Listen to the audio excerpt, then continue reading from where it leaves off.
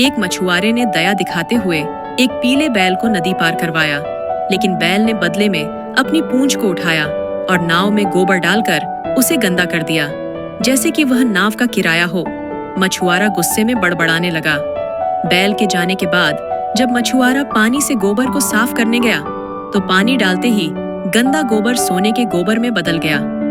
मछुआरा ऐसा चमत्कार देखकर हैरान रह गया और सोचने लगा कि वह कोई जादुई बैल है जो उसका भाग्य बदल सकता है।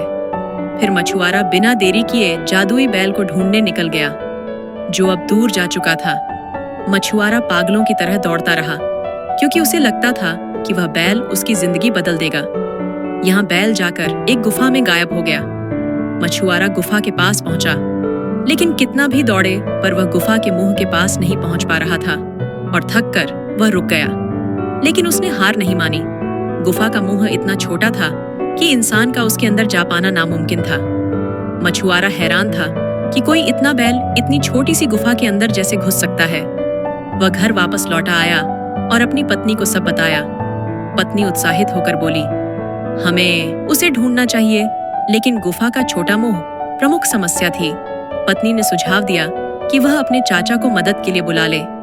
फिर मछुआरा, उसकी पत्नी और चाचा गुफा के पास पहुंचकर खुदाई शुरू कर देते हैं। घंटों खोदने के बाद भी गुफा का मुंह बड़ा नहीं हुआ। तीनों लोग थक गए, लेकिन मछुआरे को यकीन था कि बैल असली सोने का है। पत्नी भी अब चिढ़ने लगी थी। तभी वहां पर उनका बेटा आया और बोला, जानवर भी एहसान का बदला चुकाते हैं। बैल ने तुम्हें उपहार के रूप में मूल्यवान चीज दी है, फिर भी आप सभी लोग उसे और लालच के लिए ढूंढ रहे हो। हमें उसका शुक्रिया मानना चाहिए। बेटे की बात सुनकर मछुआरा और उसकी पत्नी को अपनी गलती पर एहसास हुआ। वे समझ गए कि लालच करना ठीक नहीं है। उन्होंने फैसला किया कि मेहनत करके खुद की जिंदगी बनाएंगे। इसके बाद मछुआरा फिर से मछली पकड़ने लगा और चाचा खेती करने लगे। उनकी मेहनत रंग लाई और वे खुशहाल जिंदगी जीने लगे। गांव वालों ने उस पहाड़ का नाम सोने का बैल पहाड़ रख दिया।